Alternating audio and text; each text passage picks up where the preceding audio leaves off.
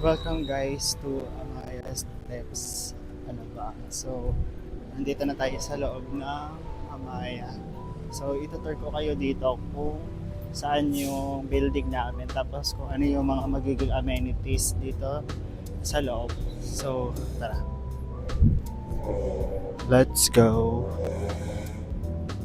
So, meron pala ditong iba't ibang building. So, itong building na to is area to. Tapos may Blanca, may Clara, Delicia, Esperanza, tsaka Helena. So ayun pa lang. So ngayon, ito pa lang yung mga buildings pero meron pang itatayo na ibang mga buildings dito. So ayan. So pupunta muna tayo sa Maple side. So ayan, dito yung playground ng Amaya. So wait lang. Hindi pa siya masyado kita dito. Pero ayan, may playground din dito para sa mga kids. Pakita mo yung playground. Ayan, so meron dyan ang playground. Ayan, tapos dito naman sa may side na to. So dito, papunta tayo sa may papakita ko sa inyo yung function at saka yung gym.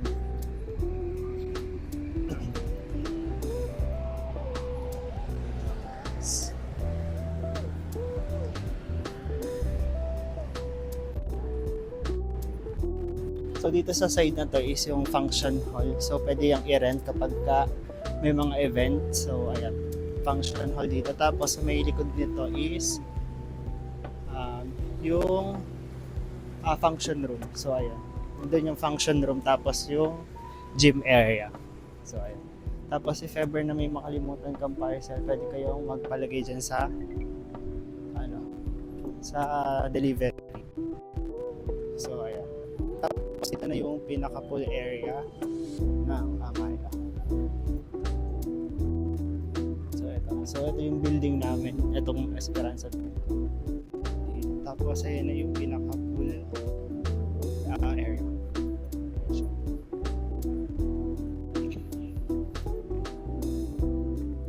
So ayan. Punta na tayo sa unit. So ayan yung pinaka pool area namin dito. So ayan. So ayan, kiddie pool, tapos merong pang adult 4 feet yung lalim. Okay, so kung gusto niyo bumisita, merong charge sa mga guests na 150 or 200 pesos per head. So ayan.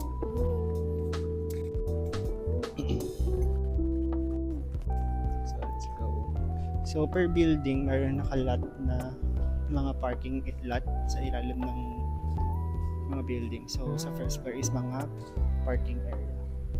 Ayan, tapos ito na yung elevator. Get na tayo guys. So ayan, cute lang yung elevator namin dito. So ayan, sa fourth floor kami. So wait lang guys. Ayan, ground floor. Bakit nawala na to? Hello ba? So, let's go. Fourth floor sa Esperanza Building. So, let's go. Pasok tayo sa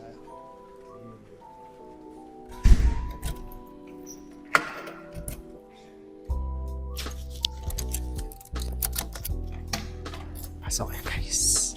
So, ito na yung room tour namin para sa our condo tour na may mga furnitures na.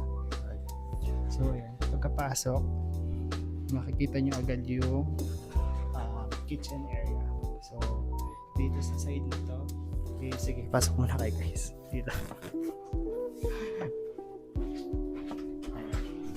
So ayan guys, pagkapasok nyo ng pinto, makikita nyo agad yung kitchen area. So dito nakalagay yung breaker namin. Tapos ito yung pinaka main door. So kung mapapanood nyo yung empty condo tour namin, or empty condo tour ko is color medyo dark yellow or yellowish yung pinto. So pinaint ko lang to para magmukhang bago. So ayan, pinaint ko lang siya ng color white. Tapos ito na yung naging kitchen cabinets namin. So napagawa na namin siya sa contractor. So ayan, so nakabit na yan sa mga prefabricated mga cabinets dito. Then kinabit na din yan kapag dating dito.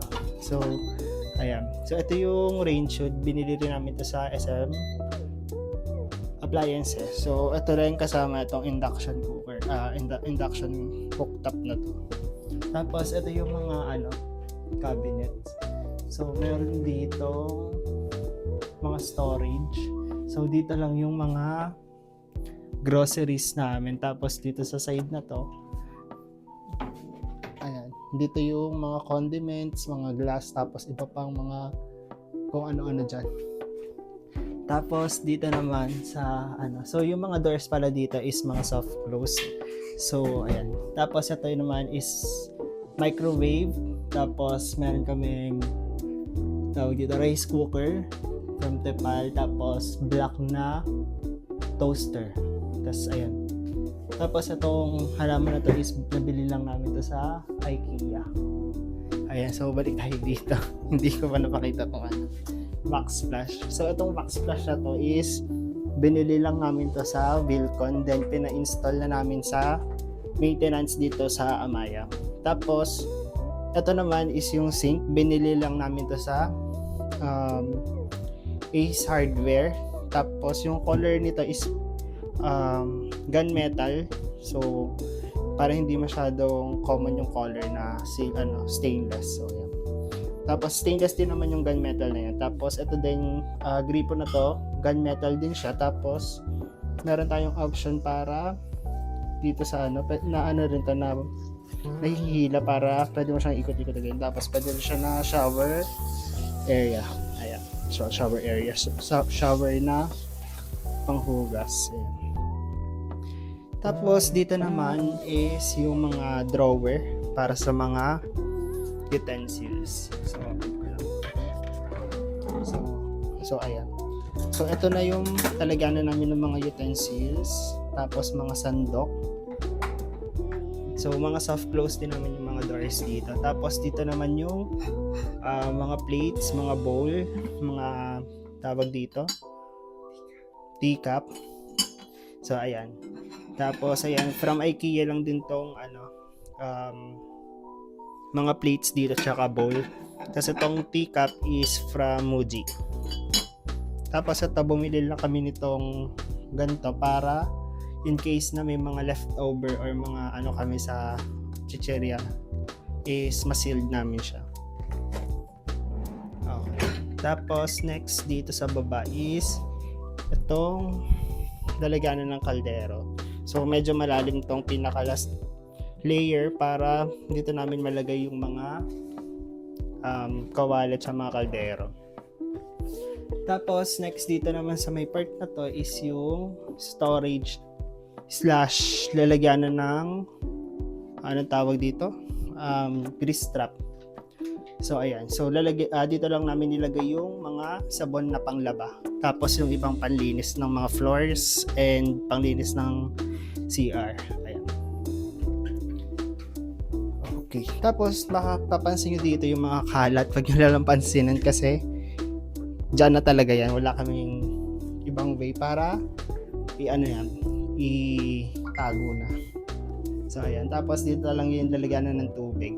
Tapos andito lang din yung coffee maker namin. So ayan. Tapos next itong ref namin na kakabili lang din to. Tapos sa lang din to sa SM Appliances. So ayun siya. Color gray lang din siya and black. Tapos itong mga nandito, ito wine. So bigay lang din naman to, pati ito isang wine na to. Tapos ito naman is ito mga artificial plant. So yung mga plant namin dito is artificial para hindi nabubulok. So sayang naman kung mabubulok lang siya para tapos itatapon. So ayun, kaya artificial lang din yung ginawa. So i-DIY ko lang to kasi ayoko nung mga nabibili sa mall yung gawa na kasi mukha talaga siyang fake plant. So dito naman fake pa rin naman siya pero hindi naman siya ganun kamukhang fake. Ayan, tapos itong base niya is from IKEA din. Tapos yung pebbles is nabili ko siya sa SM department store. Ayan. Tapos dito naman is yung shoe rack namin. So pwedeng makapag-store dito ng at least 5 na mga shoes. So ito 5 to, tapos dito 4. So maximum of 5 siguro per drawer. So ayan siya. Ganyan siya kapag naka-open. So ayan, sobrang spacious siya sa tignan. Tapos yan, sarado na lang natin.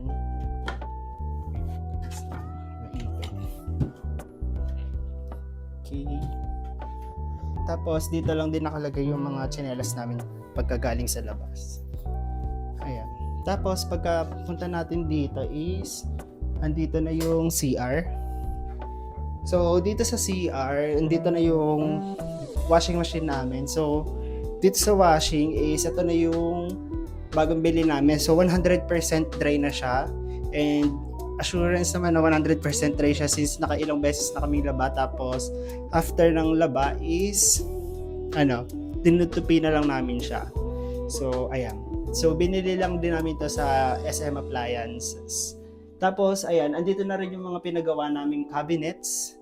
So dito sa loob is mga storage lang din yan. So andyan yung mga towels para kapag kami mga guest kami or bisita, ayan, may towels na sila dito. Tapos ibang mga anik-anik dyan sa taas.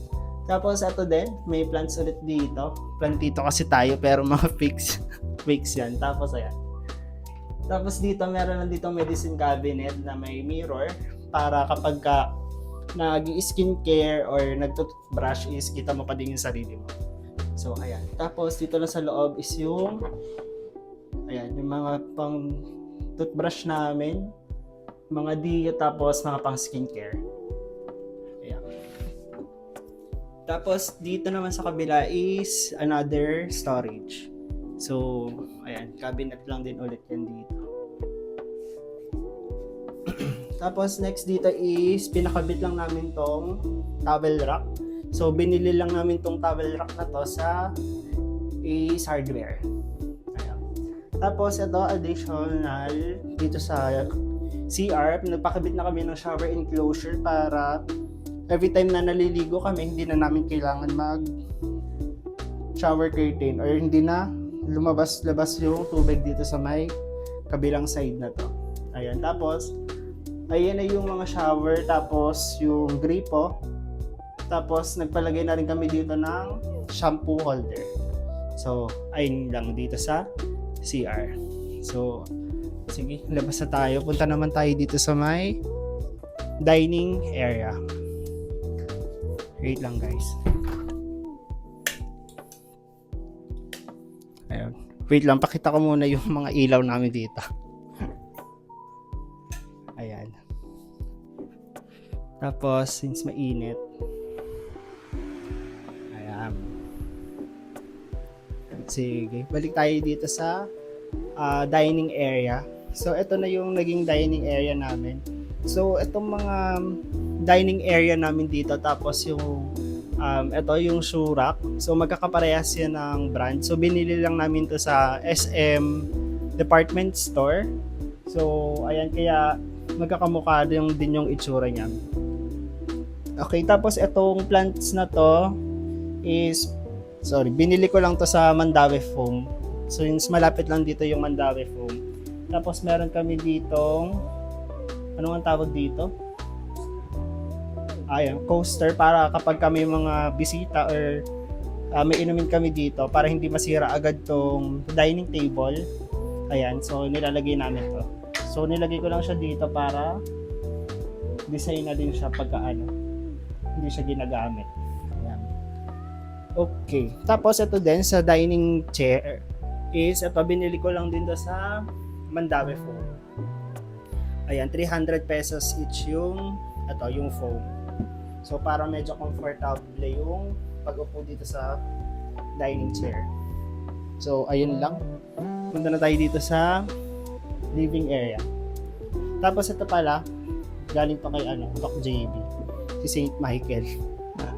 Dito siya sa may entry entry cabinet.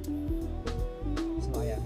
So pagkapasok niyo naman dito is nandito naman na yung center table.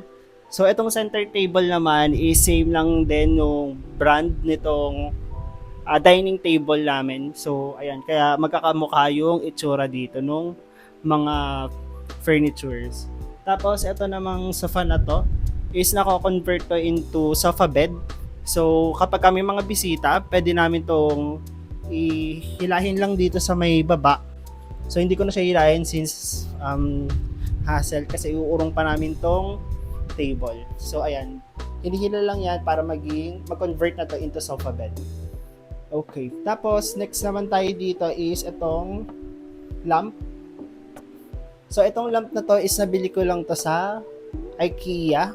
So ayan, nakasale lang siya kaya nabili namin siya dito. Okay, tapos dito sa may side na to is wala namang mga wala pa mga design. Okay, tapos additional lang ito yung namin, dehumidifier, tapos pwede rin siyang air purifier. So ayan, para iwas molds dito sa unit. So ayan lang. So on natin siya para gumana. So tapos ito lang is meron kaming tower fan dito. Sige, tapos next naman tayo dito naman sa part na to. So ito yung wardrobe namin. So ito yung nagka-problema kami since yung sa design ko is ang provisions lang from sprinkler is 10 cm. So hindi siya inalaw ng engineering department. So kailangan daw is 30 cm from sprinkler. So ayan, so nag-adjust pa yung nag-build sa amin itong cabinet para masunod namin yung tawag dito, yung provisions para dun sa sprinkler. So ayan, tapos meron lang tong full height na mirror dito sa may side na to para makapag-outfit check before umalis. Ayan, tapos dito sa side na to is meron lalagyanan ng damit sa taas. Tapos dito is merong hangeran para sa mga jackets, ganyan. Tapos lagayan na rin ng bags kapag dito namin nilalagay yung bags namin pagka galing sa work para hindi siya nakakalat kung saan saan. Tapos dito is meron ding mga drawer. So dito lang nakalagay yung mga towels, face towels, mga underwears, tapos mga tawag dito, socks. So mga soft clothes lang din naman yung drawer dito. Tapos dito naman sa kabilang side, so plain lang yung door dito, sliding door din siya. Tapos meron kaming 5 layers ng lalagyanan ng damit dito. Tapos yung pinakababa, ginawa na naming laundry, lalagyanan ng laundry para hindi na kami bumili ng laundry basket, and hindi rin kumalat dito yung laundry basket sa loob ng unit. So ayan. Sige, tapos next naman dito sa may side na to, so itong side na to is for our working area. So ito, bumili lang din kami nitong chair na to sa SM Department Store. So ayan, naiikot naman to. Kunwari gusto mong umikot ng ganyan, hindi mo na kailangan ikutin yung pinaka-chair. Tapos meron din ditong drawer, lagayan ng mga charger, mga mouse, ganyan. Tapos ayan, soft close lang din siya. Tapos kung gusto mo mag-work dito is ayan, taas mo lang yung laptop. Okay, tapos ayan, dalawa naman yan. Both is soft close lang din yung mga drawers dito. Sige. Tapos next na tayo dito sa area to is itong lamp. So itong lamp na to is from IKEA lang din. So mas mahal pa nga tong yung bulb kesa dito sa pinaka-lamp. So I think itong pinaka-lamp na to is atong tawag dito, stand lamp is 500 something. Tapos ito mga 700. So ayan. So maganda rin naman yung itsura niya. Tapos dito is yung ano namin, plant din, artificial plant lang din. So same lang din nung doon sa may entry cabinet.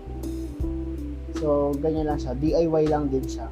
Tapos ayan, meron lang din kami dito bear. And tapos scented candle, tapos may calendar kami ditong maliit from Jazz. Ayan. Tapos ito is mga scented candle lang din. So medyo madami kaming scented candle dito sa condo. Tapos dito naman isa to yung TV namin. So ilang inch nga to?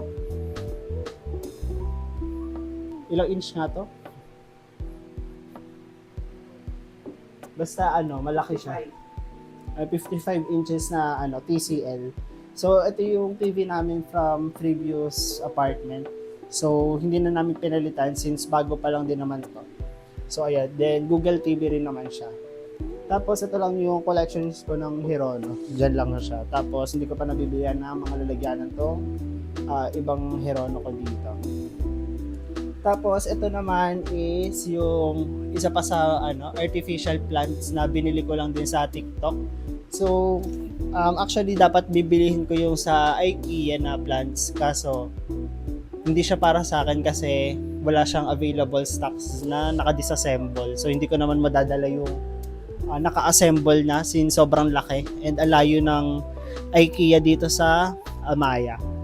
So ayan, so kaya nag-decide ako, bumili na lang ako sa TikTok shop. So dineliver lang dito, then ito na, inassemble ko na lang siya dito. So worth it din naman yung price ito, nasa yellow basket ko sa TikTok kung gusto niyo bumili rin ito. So ayan. Tapos dito lang namin, kaya ako bumili pala nito is para matago yung chismis dito sa likod. Since andito yung namin, yung ladder, yung vacuum, tapos meron din kami ditong trolley. Ito, para in case may mga babibigat na kailangan iakyat. Ito na lang yung gagamitin namin. So, ayan. Itago ko na siya dito. Okay. Ayan. Tapos, dito is mga lang din, cabinets. Storage ng mga kalat. Tapos, dito lang din, storage lang din to. So, lahat ng mga cabinets dito is for storage. Tapos, dito sa area to is, ayan, nalagyan na namin ng mga unan, tsaka beds for guests or visitors. Ayan. So, ayan, puro cabinets lang din naman yan. Then, yung mga doors dyan is, ayan, hindi siya nag-soft close. Ayan, tapos, ayan, lalagyan na lang ng mga box dito ng mga gadgets or kung ano-ano. Ayan. Tapos, next is itong pinaka-bed namin. So, itong bed is naganap lang din kami ng magpa-fabricate ng bed. So, nakahanap kami sa Facebook ng ng nagagawa ng bed. So, ito, pinurchase na lang namin siya sa Facebook and mas mura naman siya compared sa mall. And maganda din naman yung quality. Tapos, meron pa siyang mga drawers dito sa ilalim. Tapos, pag inangat namin tong bed na to is may mga storage din siya sa loob. So, kaya mas okay na ganito yung bed na kinuha namin since kailangan namin ng storage and para hindi naka-expose lahat ng kalat dito sa unit. So, ayan. Tapos, dito is yung aircon namin. So, meron naman na kaming aircon before, then pinag-install na lang din namin sa maintenance. Tapos, dito is yung curtain. So, nag-curtain kami dito para hindi na ganun kahirap tawag dito, yung ring na para itutulak-tulak na lang yung curtain. So, ayun lang guys para dito sa condo tour. So, hopefully, nagustuhan nyo and see you on my next video.